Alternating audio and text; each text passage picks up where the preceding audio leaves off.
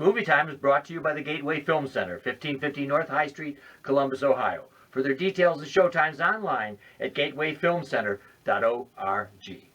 The award-winning It's Movie Time is produced by John DeSando. Listen to shows and read reviews online at WCBE.org. I'm John DeSando. I'm Hope Madden. This is It's Movie Time. Hope Madden. John DeSando. We're talking about demonologists today. Ooh. And you are a horrorologist. I am. I am. And boy, and you and George, your husband, have a show at Gateway Film Center. We do. It's called Fright Club. It's the second Wednesday of every month. We show a scary movie that I choose. Come out. Visit. So, where I can't even begin to appreciate horror films the way Hope does, I think both of us liked Conjuring, the first Conjuring. Oh, loved it. Yeah.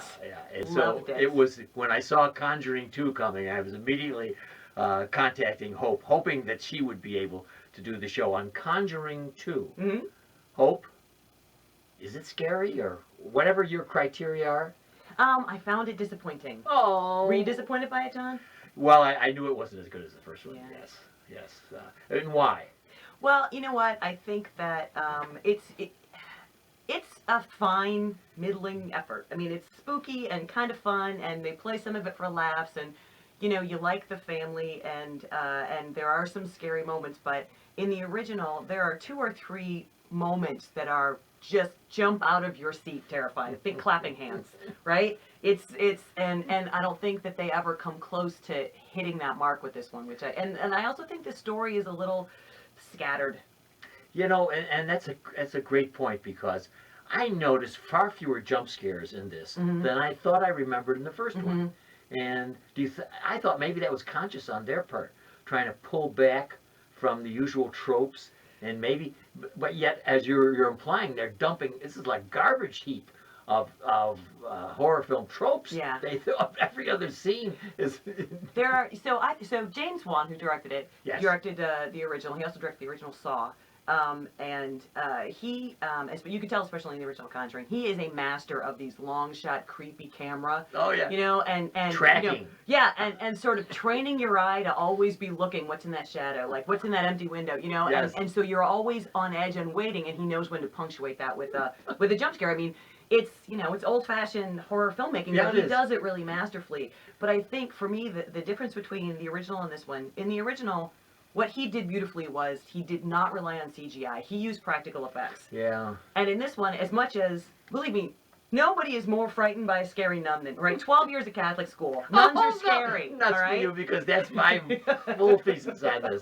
The Catholic motif. Right, in this. but she's, and there are a couple of other, there's also the Crooked Man. I mean, they're not practical effects. They're CGI, and it pulls you out of it. Yes. However, you hit my right button. Nobody is more afraid of nuns than I am. No, is that right? Right, because I had them all through grammar school. Well, this was in 8th grade. The nun stood me up to tell me that I was no more like my brother than chalk was like cheese. Oh. That embarrassed me in front of everybody. But of course, my brother was going into the seminary. How am I gonna? You're not gonna compete with that. This was different from the nun who in 6th grade stood me up in front of everyone and called me a dirty thing because she saw me holding a little girl's hand. You dirty thing. Right. Well, now Wayne Miller says that's because it was a kindergartner that I was. Nice. But anyway, nuns don't have no way of putting you down. So when I think Patrick Wilson, who plays Ed Warren, paints the visage of somebody that's been in control of this house here, it's somebody in a nun's outfit, right? Yes. What I think, there are so many things I think caught my attention with that scene. Number one, why would you paint that? And then he's like, he just wanted to get out of his head. I'm like, but then you hung it? You hung it in your office? Can you see that? But they do, but then they use that for one of the best creepy moments in the film. But at the same time, the whole time you're like, no way he would have hung it up. And if he did, she would have taken it down. You're not going to leave that hanging in your house. Look at Vera Farmiga is the lead female, Lorraine. And she's the Lorraine. She's the wife of this famous real life demonologist team. Yes, they are, and and in both films they mention Amityville Horror, but that's really what they're famous for. That's right. They worked for the Catholic Church and they investigated claims of paranormal events, and they are most famous for having investigated the Amityville Horror case. Right. So that's fun. The setting here also is Christmas time. Yes. So they play some very, very Christian songs in the background, and you can, I mean, in the struggle between good and evil, Christ certainly represents good and represents the salvation of these poor people who are being beset upon by a demon. No matter what it is, we won't reveal, but right. And the Catholic Church has been the preeminent, how should we say it, demon buster Sure. of all time. Sure. And this movie, therefore, has an awful lot of exorcism. It is shameless, yeah, I thought. Yeah. Well, you know, it's funny. So these are set in the 70s, and they would be because that's when the Warrens investigated, but also that's prior to the Catholic Church's sex abuse scandal. So it's sort of okay for us all to still think of the Catholic Church as being this wholesome, holy entity, which I find very interesting because and I'll tell you this for sure, in a demon possession Catholic involved film set anywhere past 1985, the Catholic Church is always the villain. Always. Wonderful comment. Wonderful comment. They set it back in the 70s, and of course The Exorcist was made back in the 70s, and so it was, and it still was, that represented sort of God's, being on earth.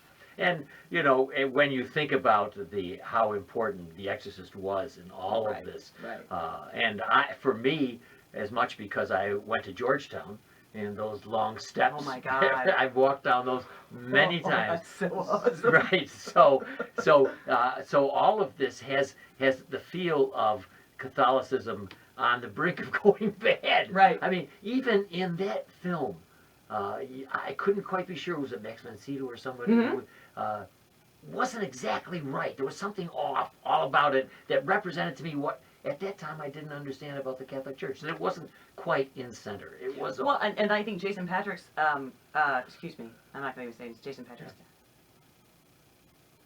Who? What? The the priest. The priest. Oh, it could be.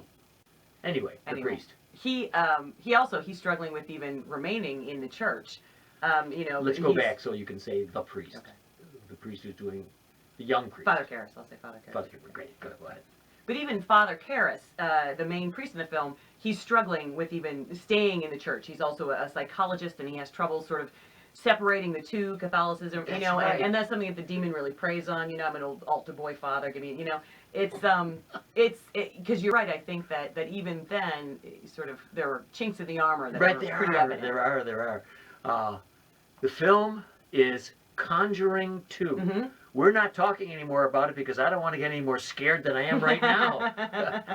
I will tell you, even though Hope is disappointed, and I know, unfortunately, we try not to do too much of this. The first one was almost iconic. Yeah, very difficult. Agreed. Very difficult to match it. I sat there, enjoyed it. If you like horror films, it's got a whole bunch of those tropes in there you ought to enjoy. And so, for me, Hope, I'm going to award it a B.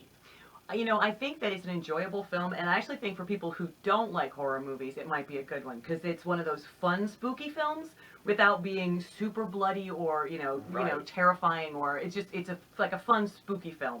But a kind of middle of the road for me, so I'm going to give it a C. Yeah, all right. And so that's Hope Madden, who appears once a month with George Wolfe, and they're at the Gateway Film Center. Yep, Fright Club, second Wednesday of every month. Come join us. Yeah, so if we're not good enough for you, if you're not scared enough, why don't you show up there? I'll scare you.